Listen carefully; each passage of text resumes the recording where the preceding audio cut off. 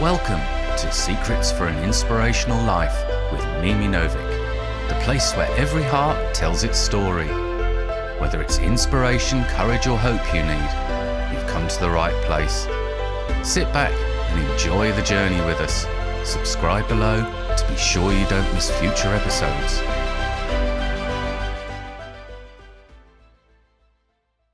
Hello everyone and welcome to another episode of Secrets for an Inspirational Life. How are you all today? I hope that wherever you are in the world, there is something to be thankful for. And I think in life, there is always something to be thankful for. And we forget sometimes because we are only human after all. But gratitude is one of those things that I myself also don't do enough, because they say that when you are grateful for the things in your life, it is actually glimpsing a little bit of heaven. And especially when you are grateful for the people that are in your life and for the people that make a true difference in your life, it really is something divine. We are so honored in these times to be able to share with each other these precious moments, because life really does go by so quickly. And it is so important that those that we love and care about know how much they mean to us. Now, today, I'm absolutely delighted to welcome my guest, who is the very successful A.Russell Andrews. Russell is an Olivier Award-winning actor, director, and author with an expansive 30-year theatrical career. He is the founding member of the acclaimed Los Angeles-based stage company, StageWalkers.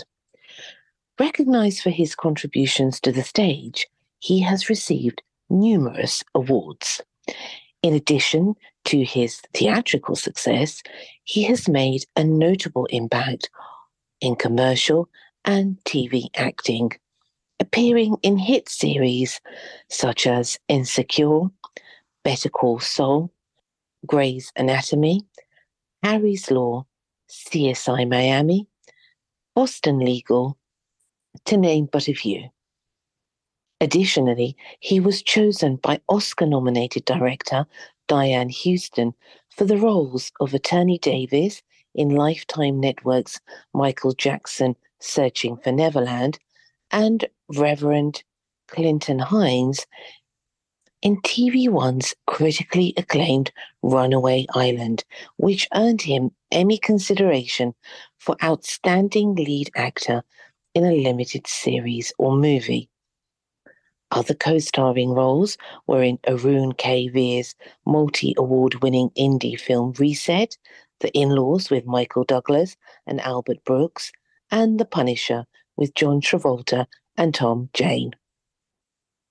Russell also gives back to his community through his various humanitarian works. He actively engages in social activism, dedicating his time and service to organizations supporting the homeless community, including the Hollywood Food Coalition and the Giving Spirit.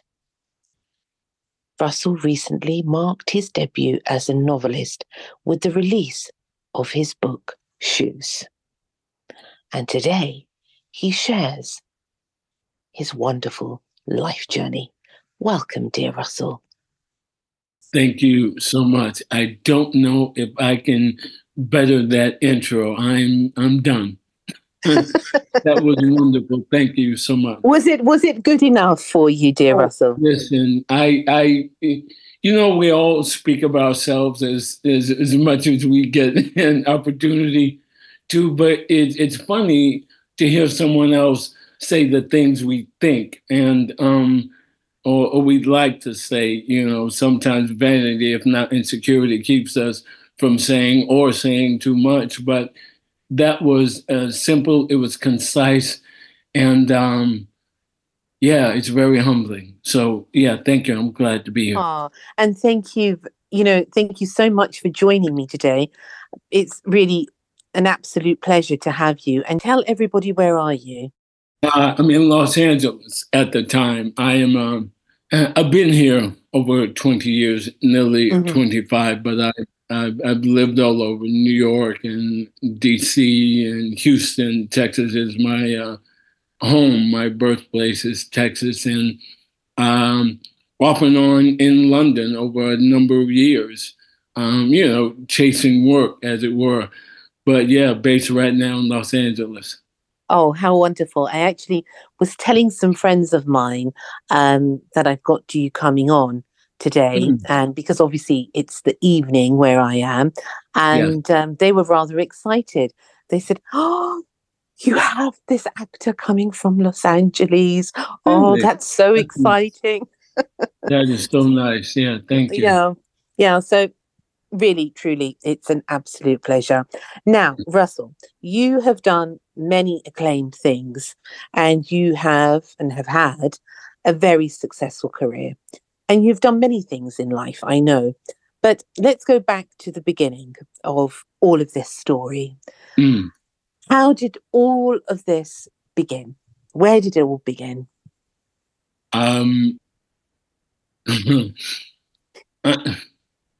The artistic part of my life, I have to say, was without question accidental.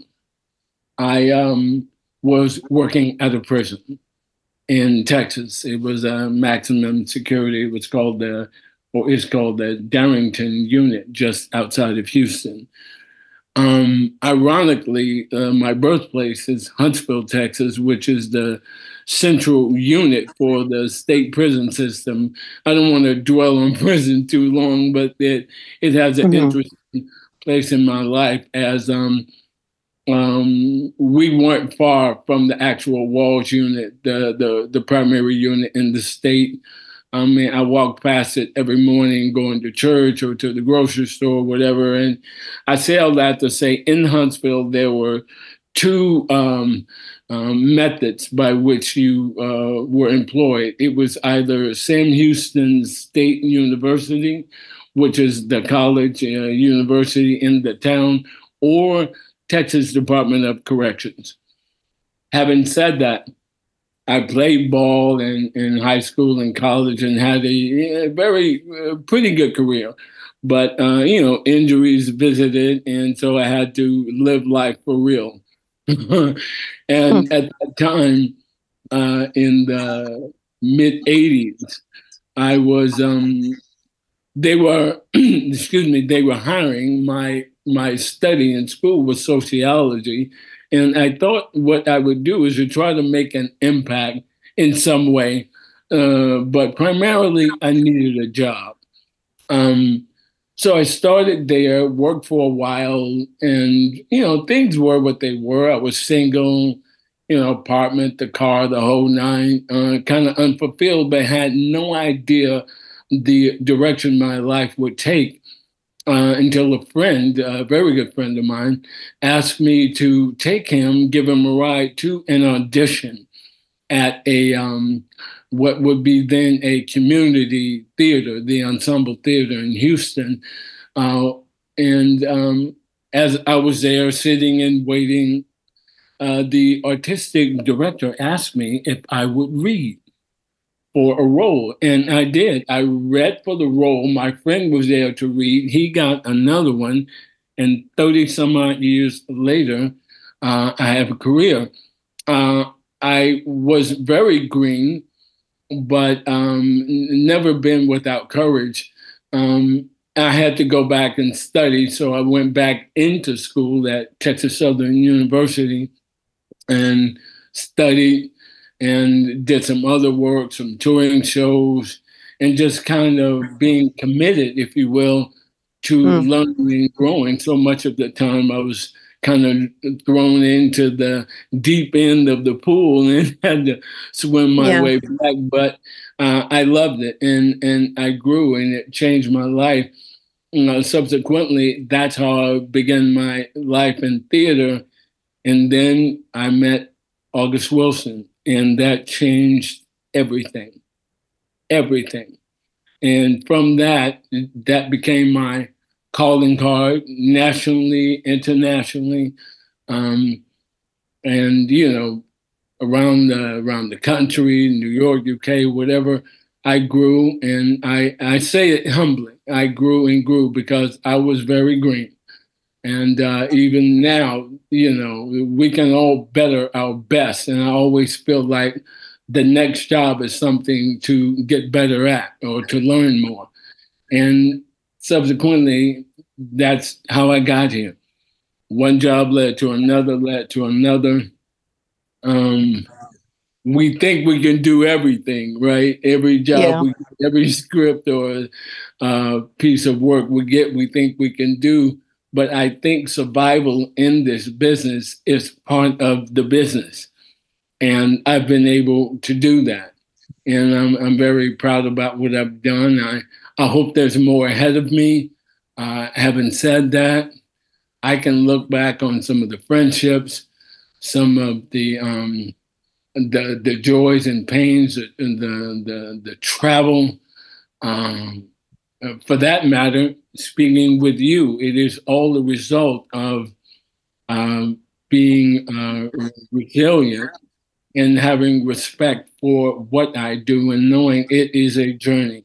It is an absolute marathon, and you're going to see and meet people along the way. And I've been blessed. I'm a better man for having done so. It's a remarkable thing about, I always think this in life, that when we are blessed to meet certain people, is it a case, I'm pretty convinced it's a case of fate, destiny, whatever you want to call it, that if you hadn't met the people that you had, you wouldn't be where you are today. Oh, absolutely. But, and I think this is the most remarkable thing in life, is that if something really is meant to be, you will be sent the right people for your life. Discernment is really important because we are sent all types of people. And there is this, I don't know, it's kind of unfounded, but there is this thing that all of us in the arts, as it were, there's a huge dynamic. Either we are just, as it's written, just poor players, insignificant, disposable, whatever, or the other part of the world thinks we're really doing really, really well, right?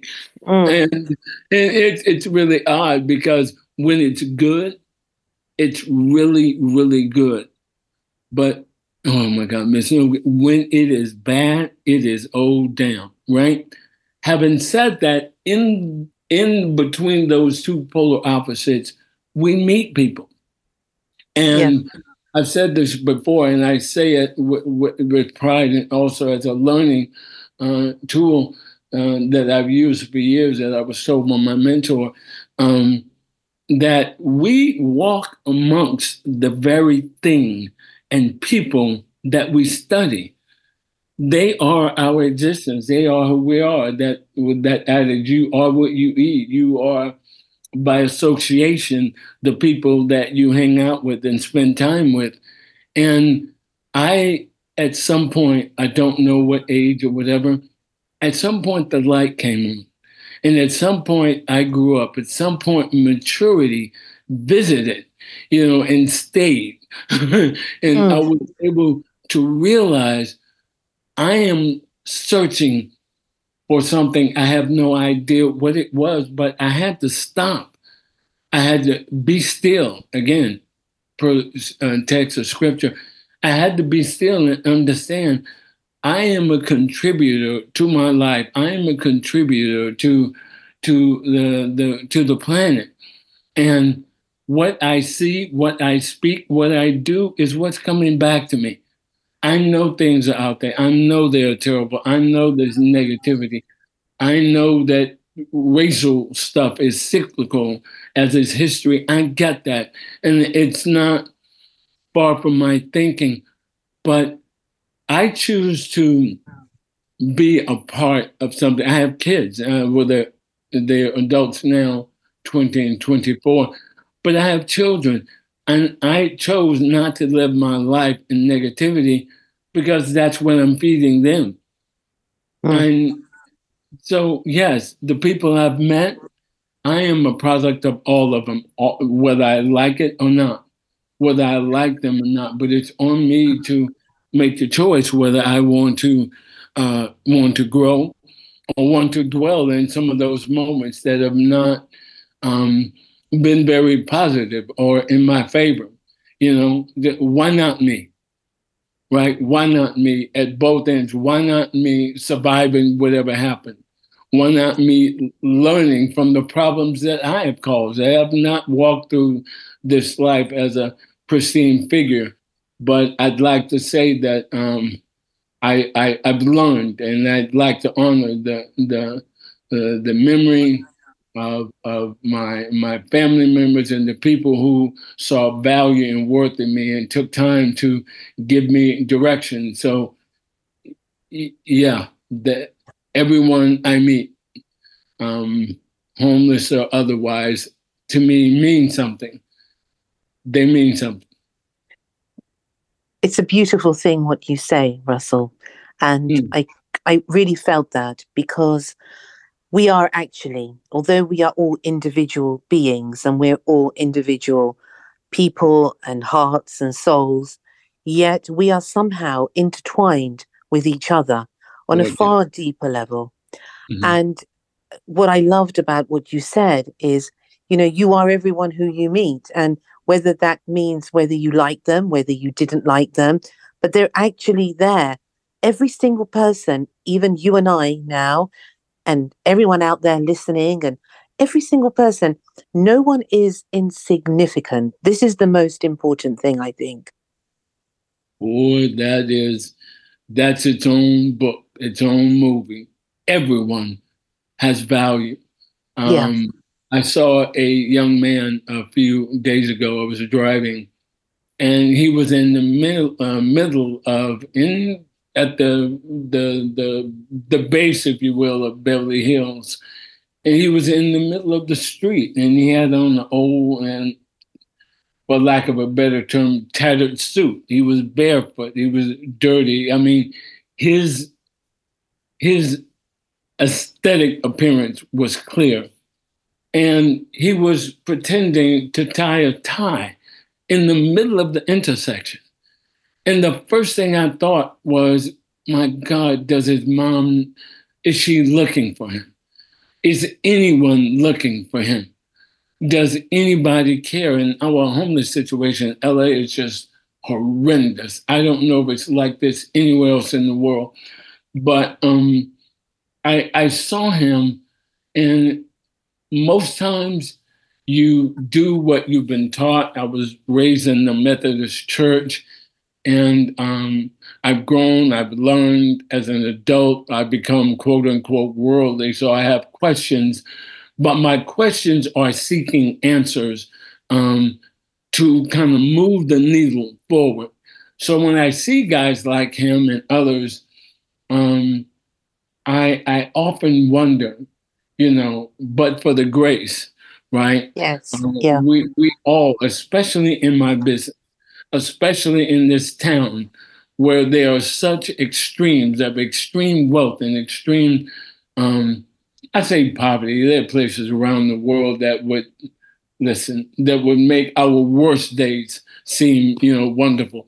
But when I think of that, I think of how do we help and why do we move through our day as a country, as a city, as a government, and they just aren't in part of the machine, so we don't worry about them. It's like infants or really young people and very old people. They're not contributing to any degree, and they are kind of not spoken of.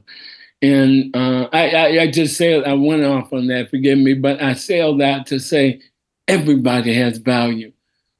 Everyone has value. And I only imagine what his heart, what his mind was, what his mind was thinking, attempting to tie that tie in the middle of a busy intersection, talking to himself. And that's hard for me.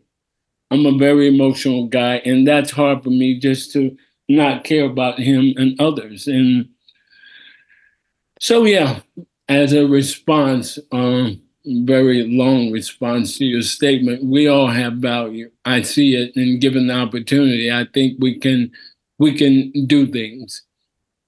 We can do things. It's something here, even in your answer, Russell, because here is this. Was it a man that was standing? Yes. Did he have a real tie, or was he pretending? No. Didn't have a real tie and didn't have on a collared shirt. I don't know what the hell was going on, other than I saw him because he was facing me in the direction I was going in the middle of an intersection. I wonder what his message was, because here we are now talking about him.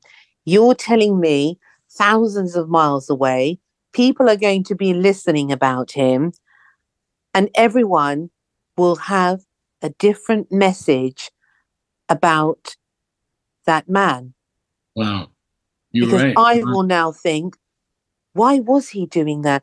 What was he trying to say? Wow. Yeah, what was he trying to say? Who was he saying it to?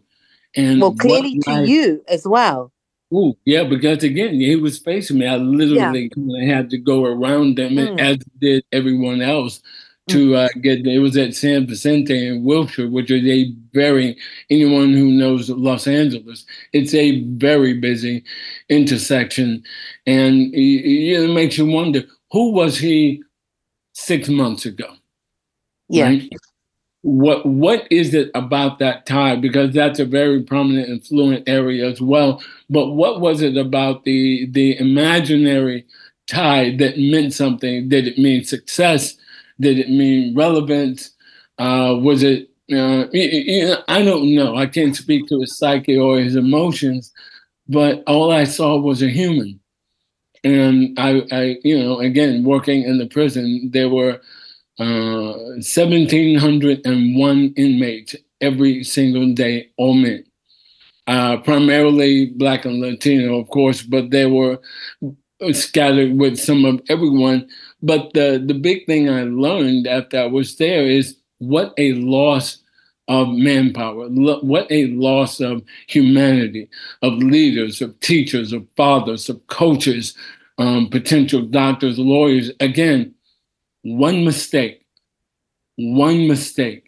or one, deliberate transgression. I don't know what it was, but there is value to everybody. And that young man, who I'm going to assume was somewhere between 30 and 40, I would lean more toward 30. I was struck by the fact that out here, they're getting younger and younger and younger. They're not all war veterans. They're not all old people who are destitute or whatever. I say old people respectfully. They're not. Some of them, this life, our politics, our society, our absolute of have and have not, win or lose with no middle class, no middle ground, has driven so many people to just give up. Of course, I don't know that young man's story, but I now have the imprint. I now have the impression, and that's kind of how I've lived my life. I will say I have not always been like that. I have a tremendous ego. It's not as big as my responsibilities, but it is there. There are times when vanity, as a young man having any success in life, that visited me also. But there are people and things and experiences and travel, and my journey of faith, if you will, has been humbling. And now I see things in a way that I didn't see them as a young man. And I hope just my efforts. I'm wanting to talk a lot. A lot of it is because I'm discovering, even now at my age, what I missed, and I'm proud to say that I've come full circle in that. But because of that, or yes, because of that, or were it not for that, I would not have seen that young man and the families I've sponsored and supported and the kids I've worked with over these last 40 years or so. And it's poignant, Russell, that this young man was standing there putting his pretend tie in the middle of the road. Right. And you say it's an affluent area. Oh, yeah. It's like your financial district. So what is he actually saying? I'm now going to think about this because it's an illusion. There are these people that go every day that are wealthy people and they do their ties. But in the end, we are all human. And people look at people, they create labels for people, they put them into compartments, into boxes. But really, we are all the same. Ultimately, we are all connected. We are all united. And if you take the tie off, because the tie is also, in a way, a symbolism. It's really symbolism, like a noose. Exactly. Great word. It is symbolism. And everywhere we look, every single day of our life, there is a sign. You have to be ready. Forgive me, I didn't mean to say it like that. One has to be ready, though, yes, to receive that sign and know that it's a sign. I heard a sermon years ago. I won't deny, my faith in my search and my journey, but I'm not the most religious person in the world. I do respect my upbringing and those, I was having this conversation last night, those who are so committed to it. And I love it because it is inspiring and it's moving. But one thing that I have learned is that we are all one step away from truly, I won't say understanding, but at least coming to some balance that all of our questions will not be answered. And that's one thing I had to battle as a young man. I wanted an answer because we can answer this, we can answer that, we can do, but I wanted an answer. But I had to realize that I'm the answer. And even if temporarily, I'm the answer. And my answer is seeing that young man. And my answer is speaking to you. And I hope my contribution to this, this human conversation is that now the next person either sees him or someone like him, and they're able to, you can't just reach out the window with $5 or $10 or a pound. You can't do that all the time. But if we believe in our spirit that, again, but for the grace, if we believe in our spirit that our thoughts, our intentions are paid forward, that something we say, something we do, some illumination of that young man is paid forward, it's a beginning. And I don't know any other way to do it. It's so frustrating and disheartening. But who is he? What is he? What got him there? What can get him out of there? And here's one thing, I'll say this to you also, Miss Novic, is I have learned by virtue of getting out of my car or off my bicycle and sitting at these parks and bus stops with these people who we just kind of see rambling and mumbling or whatever. I've stayed with them long enough at different points to understand they are musicians, they are parents, they are writers. I've had men and women to just burst out into song. And it's beautiful. And I'm thinking, my God, where was his or her dream broken? Who said no to them? And was that no the final no? So I think like that, and I'm not unique, but it disheartens me, but it also inspires me. So I'm always kind of torn, but I cannot see them anymore the way I used to. And if there's any way I can contribute in word or deed, I'd rather live the rest of my days like that than the other. That's so wonderful, really. And as you were talking, I was thinking to myself about this man and about everyone we meet. But because we're talking about him, what if the message was actually he was the message? Ooh, and Mimi, yeah. You understand? So what if he's the message? And maybe when you say, what can I do with all of the people that you help? I know that you do a lot of work for different people, but imagine if this person is the message for you, that if it inspires you to do something, then he has fulfilled his role. Second time in 24 hours, I've heard that. Second time, yes. Having a conversation last night, and my God, she spoke always so eloquently rather, in her faith and her understanding of it. Again, we were having one of these conversations of, you know what? I want, like everyone else, as much as I can get and whatever I deserve, but I also want that person under that tent, on that bus stop. I want him to have his or hers as well. And it was said to me that basically wanting that and seeing that person and being moved by them to do something, that may be their job. Absolutely, or their season or their contribution. Well, everyone's not going to look like us and want to do what we do, but if we are prepared, we'll see that sign. And I think you're absolutely right. That may have been the message.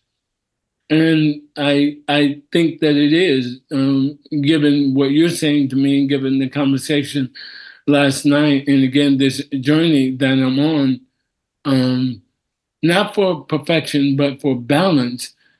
Yeah, he is the quote unquote messenger. But I have to quit being so doggone angry and understand. This doesn't help. It doesn't help. It doesn't. Because the anger is actually dissolves all love. And you have to think to yourself, I think to myself, I get annoyed sometimes at the total injustice of so many things. But in staying in that state of anger isn't helping us, isn't helping that person. And if we can look, and I really believe this, Russell, if we can look to every single person that we meet is an absolute reflection of something deep within us. Yeah, how else would we recognize them? Of course. Yeah. So what is that person saying? He has to exist like that. However sad and truly, truly sad it is, there's something higher on I don't know how you feel about spirituality, but there's something high about his level that has allowed him to come onto this earth, to be as he is, to awaken compassion and love in another heart and in another soul. Mimi, last night, I'm telling you as I breathed and talked to you, last night, it was said to me that my thing was, but they're not happy, right? And what was shared with me is, but you don't know if they're happy or not. Their existence is beyond that which we can understand. So very true. Saying to me that I'm not wrong for feeling the way I'm feeling, but don't just assume because he's out there with no tie pretending to tie one. Or there's another man we've seen over the years, we call him Statue Man because he's just dark from all the soot and whatever. He's already a dark-skinned black guy, but he sat so beautiful in a position at a bus stop, and he is now forever known as Statue Man. I say that to say we can't assume that they are unhappy in the way that we see happiness. They may know that they're a messenger, right? Absolutely. They may know that, and we have to get there. Yes, you're absolutely right. And I like that you said that because that's affirmation from a conversation I had last night. It's not a coincidence that you're hearing it again.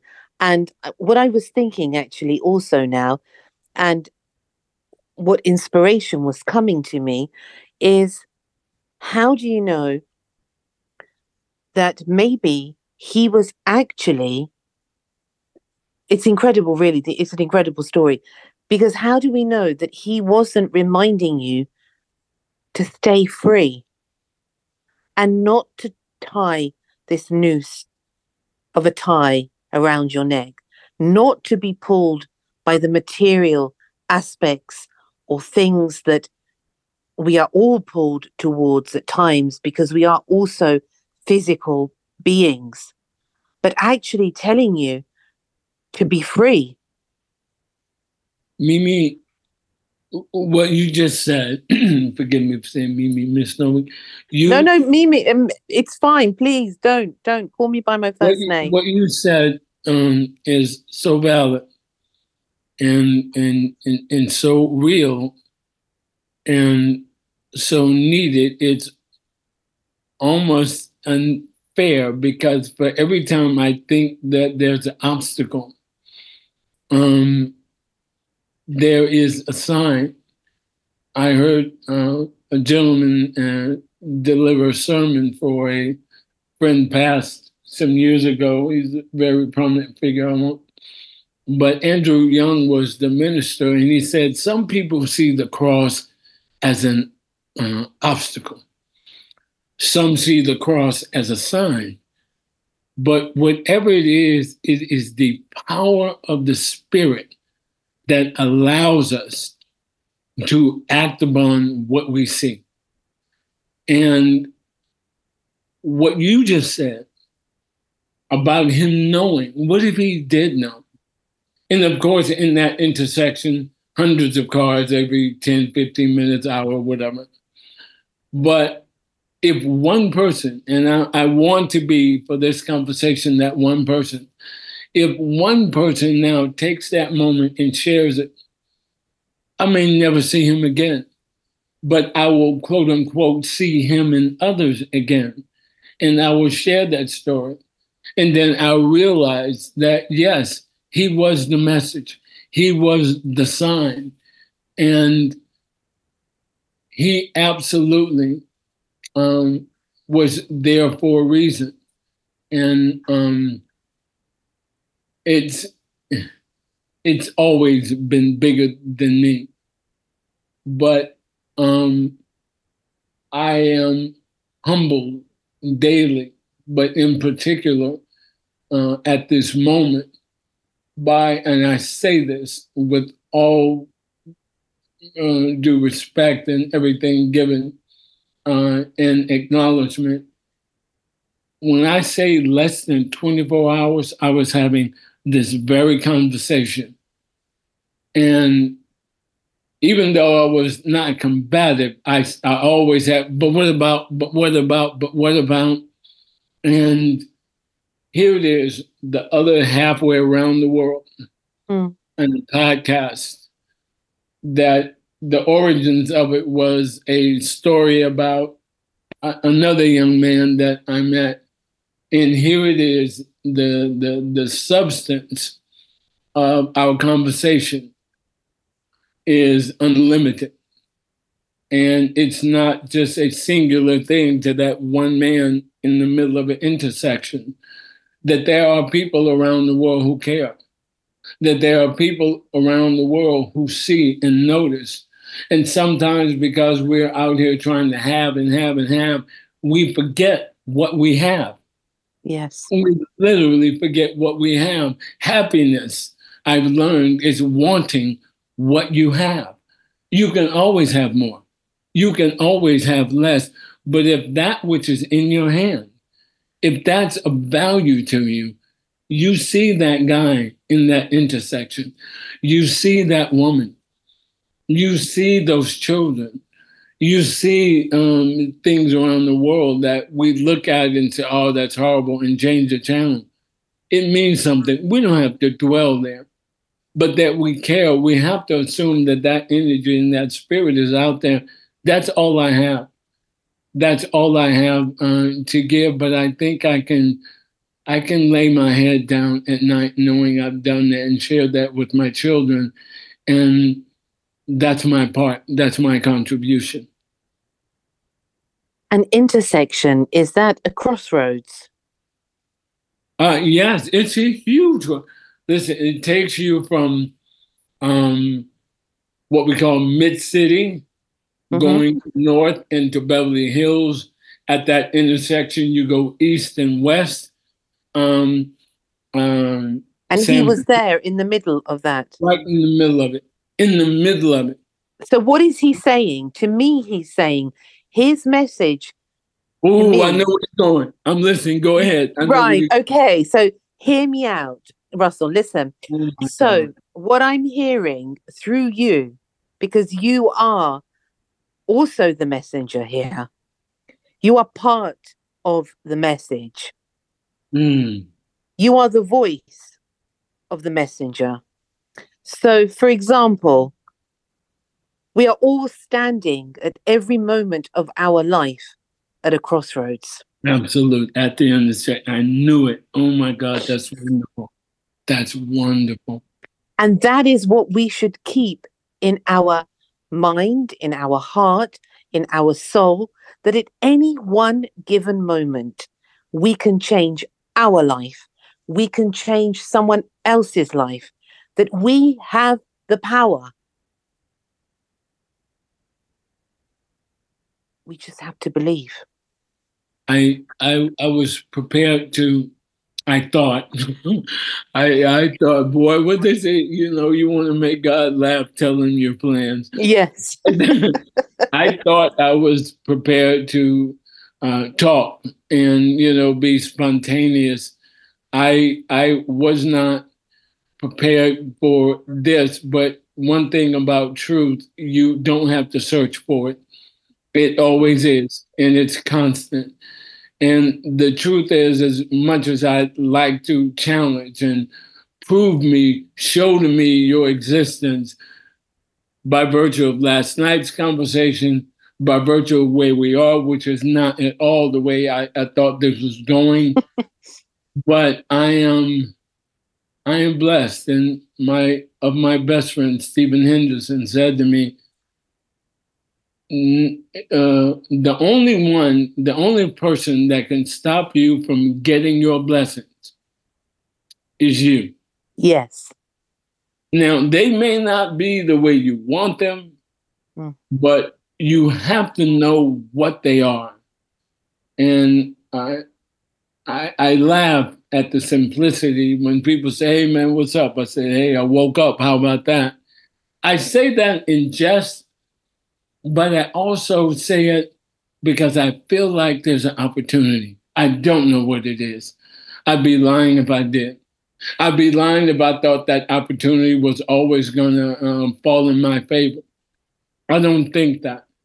But I do know that I have the opportunity to be better than I was yesterday, and I can at least be true to who I say I am moving forward. again, I'd rather walk in that existence than the other way I've been in the other existence, if you will. Confused, angry, self-destructive. I have to admit that. But it's when when the light came on, it wasn't one day, it wasn't one moment, it wasn't some big spiritual epiphany, the music. And it wasn't that.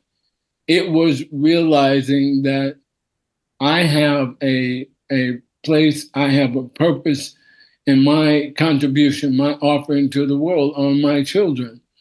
And I like to think if I've done anything in my life that it's worthy and productive, it's been them. And that's all I have with that. And yes, he is the messenger. And yes, we all are every moment, every day at an intersection in our life, in our thoughts, in our choices. And yeah, that is. Maybe there's something that you are at a crossroads with. Okay, that's not fair. I don't. Oh man. Listen, everything that shines ain't gold.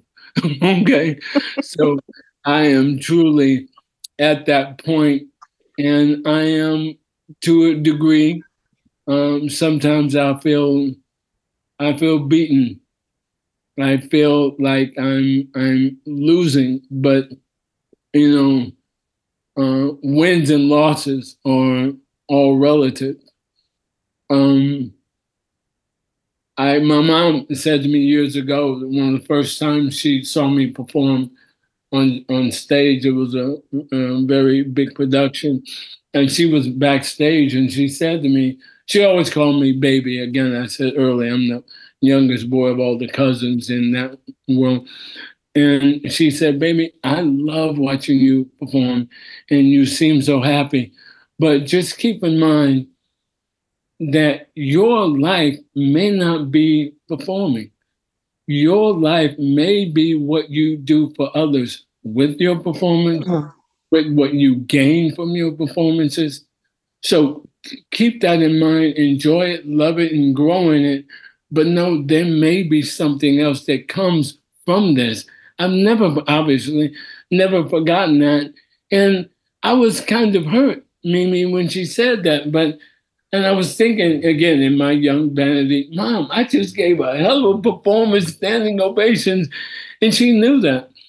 But what she reminded me was, Russell, you've always been that.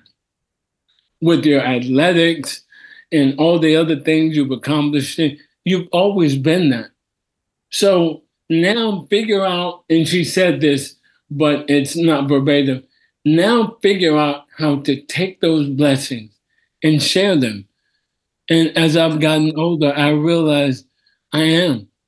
We never know who we're going to meet. We never know who we're talking to. My grandmother, again, I keep referring to the women in my family. My grandmother, baby, you never know who's watching you. You never do. And I tried to live my life that way and not hold myself in such judgment when I've made mistakes, whether they were by my own accord or just, trying to do more in life. What you have just said to me about your mum is actually what I was thinking, is that what if this is the next stage to your calling? What if the guy on the interstate has come to move something deep within you, to rekindle it, to enlighten something, to help you make a decision that you are on the verge of making? I'm not unaware. First, I heard your question, and I agree with it. And I believe he is. I believe they all are, but in particular, in the most acute sense, I believe that. I think where I'm a little torn at this very moment is what is it? What do I do? I don't want to file that in the social, emotional, spiritual library as an experience that I've seen. We've all had thousands, if not millions, of those. But your question now is the thing that I think a lot of us are afraid of. We've seen it. We want to do something, but sometimes we are afraid that we will fail at our attempt to do something about it. And we become part of that 80 some odd % of our self-talk is so negative. And we talk ourselves out of things. Or, we're so uncertain and afraid of public opinion. But I think you're absolutely correct. He, in his own way, his own existence, is saying to me and to all of us, how do we move forward? What do we say? Yeah. How do we act on this? And that decision that I have to make, there's a couple, and we all have something that's cooking. There's a couple, and I have to make them. And I have to make them out of a sound, balanced mind and not out of the anger. Anything done in anger is regretful in the end. But everything done in love, you will never regret what you did for love or what you did in love. I have never regretted, Russell, anything that I've done for love. Wow. Because, yeah, if it's out of love, that's your best, then how do you better that? There's nothing better than love. Nothing. And it's because of your love for this soul that you saw on the interstate, the crossroads of life, in effect, that we all face. It is because of that we are having this conversation now that is actually moving on so many different levels, that not only on the physical level, but we are all contemplating at any given moment our life. Is this what we want? What can we do? I'm angry about this. I'm upset. I'm happy about this. But actually, if we take all of that away, take all the barriers, take all the walls, take all the fears, our heart knows the answer. Yes. We will reach people more with love than with anger, than with fear, than with prejudice. It is with love. Absolutely. I can't go further with that, because at the end of the day, we all want it. We all have so much and so little all at the same time. And where you go east and west, north and south, looking for yourself, looking for love, and it's right there. It's where we are. Yeah. It's where we are, but it's so big. It's so wonderful, but it's so vivid and so clear that we think it's something else, and it's not. We think it is in the things that we can wear or drive or sit in or eat or go to, and all that's fun. Those are the fruits of your labor, but at the end of the day, what we all are looking for, it's love. Or at least having the courage to share it. I'm an old school cat from the South, and showing emotions and, being vulnerable was not the way I was raised. Not, my dad wasn't, and my parents and uncles and cousins, the way we grew up, they weren't trying to instill fear. They were trying to instill integrity, courage, self-respect, dignity, all the things that you hope that you ultimately are.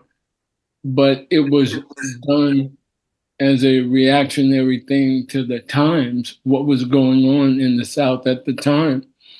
And I speak of my days, how 20 years earlier, it was even worse. And, so, but relatively speaking, to be able to love and to allow yourself to be loved, it's a big thing. It's a very adult, very mature and human thing to accept things and to give without restrictions. I hope I'm in that space. I hope I stay in that space. And again, by word or deed, I want to matter because people and things matter to me. You can never in life, I think, lose, because you said about winning and losing, and we're all winning and losing in any given moment. And we hope that the winning is more than the losing. But in actual fact, when you look at it, there is no winning and losing. It just is. It's our perception. Yeah. And I suppose the only thing that we can lose is that belief in ourselves, because if we have lost that, we have lost everything. Everything. This interview came to me over a week ago, having no idea how desperately, unknowingly, of course, how desperately I needed to hear it and to have it. And again, in this past 24 hours, it's been so enlightening. It's been every aspect or tentacle of emotion. But it all comes back to, I'd like to think my learning, painful or not, is because I care. And I care because I love, and I think I can take away from this and move forward with the fact that I'm okay with that. And whatever happens and whatever decisions I make, it'll be inclusive, but ultimately out of love that I will make all those decisions. Russell, I was like you do, you talk to yourself and you talk to your heart. And the other day I was having a conversation and it just happened like that. And the subject was with a friend of mine and we were talking about fear. And I said, well, yeah, I have to admit there are some things that I'm afraid of. And then she said to me, well, are you really afraid of them? Or is it that you're afraid of the consequences of actually not following your heart? And I thought, exactly. That's actually the fear in all of us, is that we will do something wrong. But wrong for who? Not wrong for the world, wrong for our own conscience. Yes. Yes. For who? My goodness. My goodness. Yeah. But if we allow our heart to love, and as you said earlier, to be loved, because this is also an important factor, and connect with people in a loving way. And people always say to me, oh, you've got rose-colored glasses on. No. I really don't care, because that is what I love about people. Here we are. You are so far away in the physical world, but we have connected, even with your interstate man, on another level where Right. it's teaching us so much. And that is through our love of humanity. And love is not without struggle or effort. It is not. Matter of fact, it's because of that struggle and needed effort that we love more. And again, it does sound like the typical cliche. It does give the appearance of the rose-colored lenses, but you know what? Love takes courage. Oh my God, it takes courage. And it's not the intimate love that's so readily available in our minds.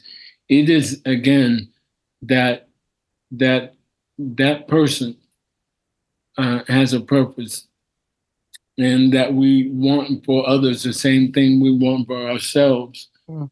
And if we can't even just stop for a moment and say that to ourselves, I don't know why we're here. I don't know what we're doing, because again, you can't help everybody, but you can help yourself by acknowledging them, thus helping others. And that's where I was raised. Lord knows, I got away from it, and I came back. And I came back not out of pain or hurt. I came back because it felt better, because it was a better existence.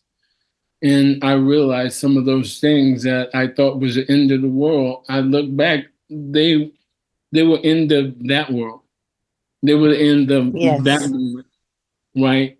But I am happy and I'm fortunate to be able to recognize that. And, I'm proud to say, again, I'm a better man for having recognized those things.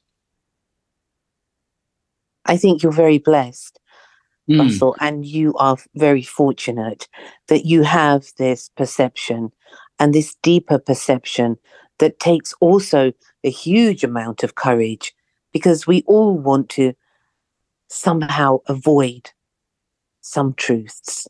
But you yep. have the courage to look at them and to try to understand them. And therein is part of your vocation in life, shining the light. I will accept that, and I won't touch it, because that those words are indeed a gift in themselves, and I'll let that rest right there, because I'm grateful, um, and that you said that and that you saw that. That means it means a lot as I sit there and expose my inner thoughts and feelings and emotions, to the world, as it were. But it means something.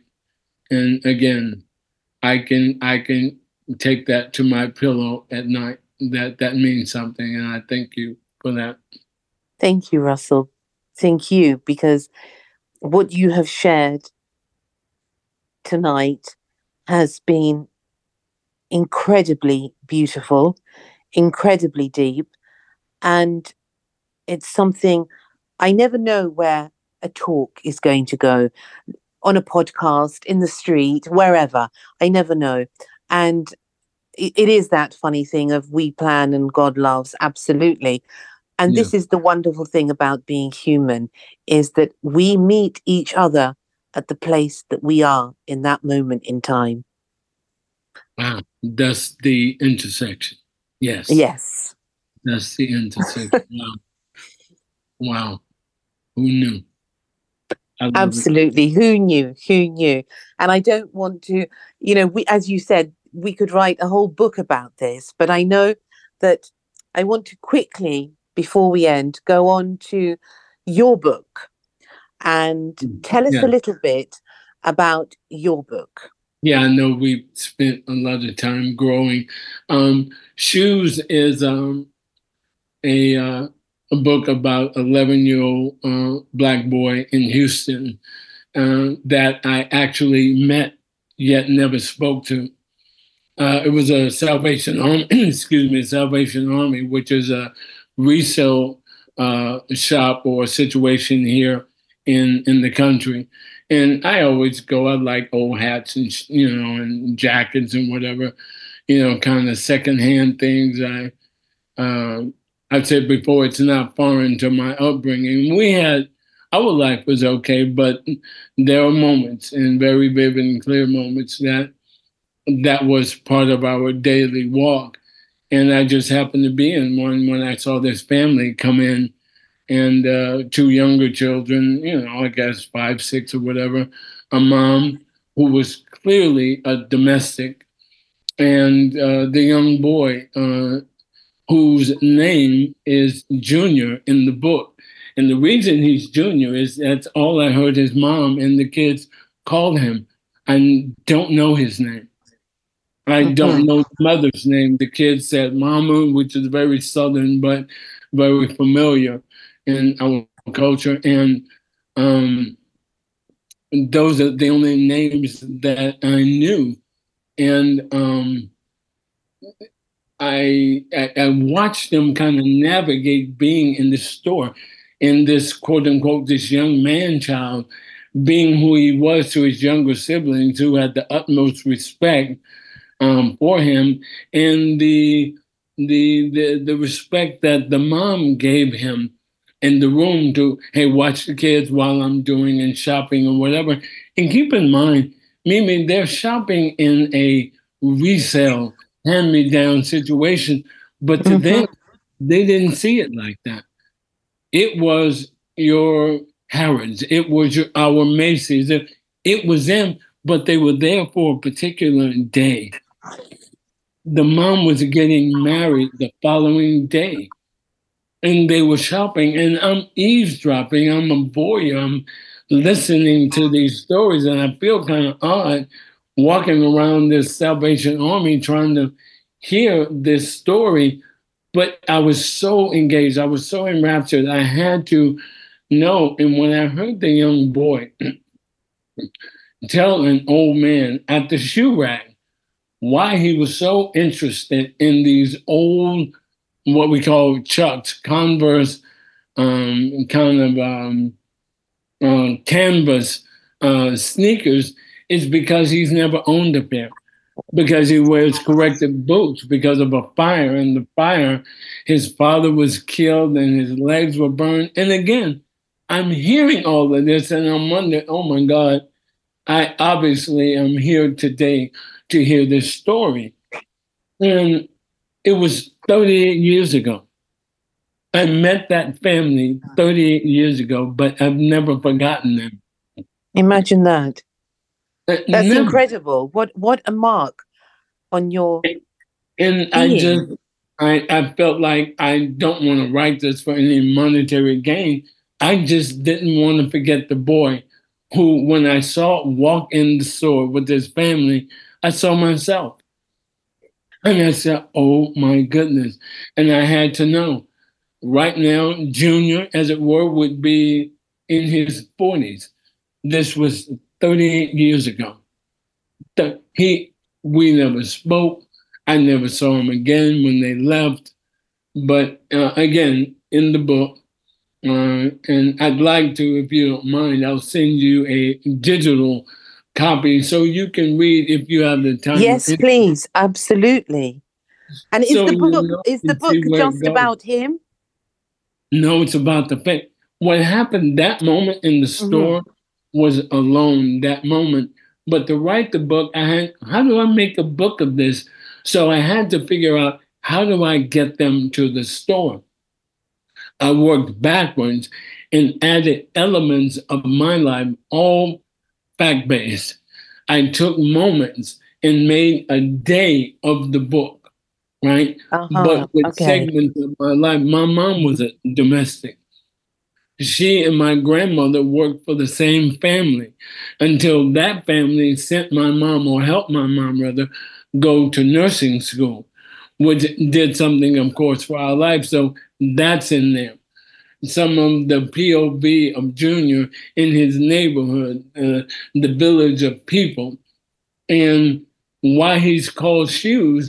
The guys that he saw growing up in the park and whatever, they would tease him respectfully, calling him Shoes because he always had those black boots and those sneakers like the guys that, he admired. Right? Okay. It's not about basketball. It's not necessarily about those sneakers. It's about the young boy and his journey. And that just happens to be a catalyst for the story. There's a lot more, but Junior is, he is, I won't say the star, but he is an unforgettable figure. I pray that he is doing well. I hope by some miraculous intersection, if you will, his kids are able to see the book, not knowing who I am, not knowing that their father is the reason for it, but just knowing that the young man I saw in that store with all that dignity, all that responsibility, but all that life, that he meant enough to me here 38 years later. I put his world of what I thought it would be in a book. What a remarkable story. It's interesting. I almost didn't do it because I was thinking, who would believe it? Who would believe that I saw this happen and didn't forget it? And then as I went back to add elements, it's a chapter book, and it's for children/young readers. Mm-hmm. And who would believe? And then as I went back and looked, I said, my God, who would believe my own life? We all have stories, and I just kind of shared mine. I think it's wonderful that you've done that, because I'm already enthralled by it, and I want to know more about the family because you've made it so familiar now. I think it's what a wonderful thing to do, and what a remarkable thing that it has been imprinted and has become part of you in a way, so much so that you, after all these years, are now, you have this book that you've written about this one moment in time that profoundly, in a way, changed you. Well, it did.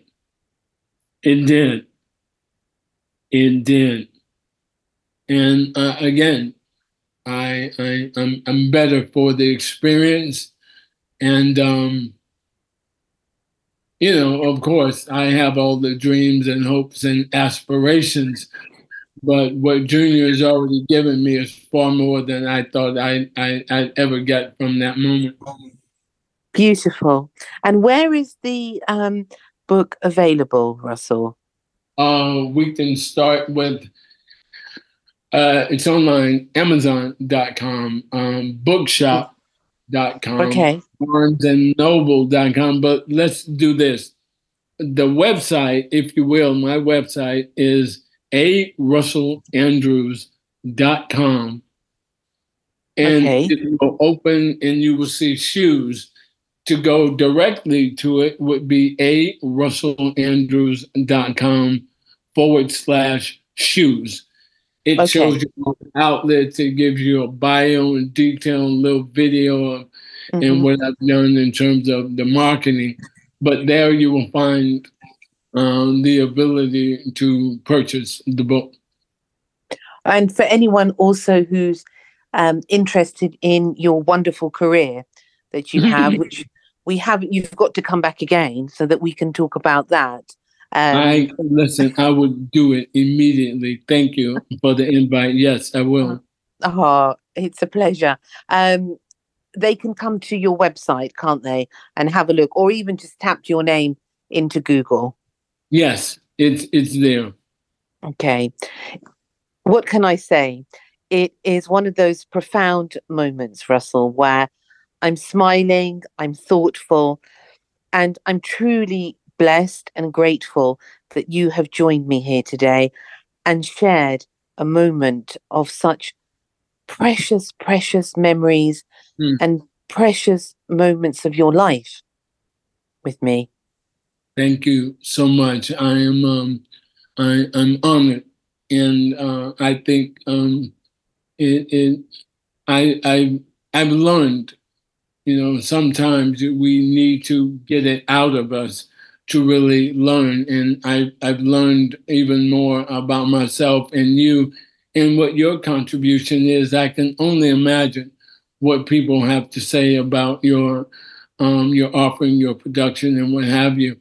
It is way more than I thought, and again, I'm happy to have been a part of it. Thank you for the honor, and thank you for standing on the intersection of dreams. Thank you. Look after yourself and come back again anytime, and we will talk much more. Thank you so much, Mimi. Take care. All right. Bye. Bye-bye. A.Russell Andrews. Absolutely fantastic. What an amazing thing it is that we are so connected, even across the world, to so many people, even if we have never even met them. Human nature is so beautiful. Thank you so much for joining me today and for listening to my wonderful, wonderful guests. Until next time, look after yourselves and lots of love. Thank you for listening to Secrets for an Inspirational Life, brought to you by your host, Mimi Novic. Please remember to subscribe to the podcast, and see you in the next episode. For more information about Mimi Novic and her books, music, and inspirational work, take a look at her website, www.miminovic.co.uk.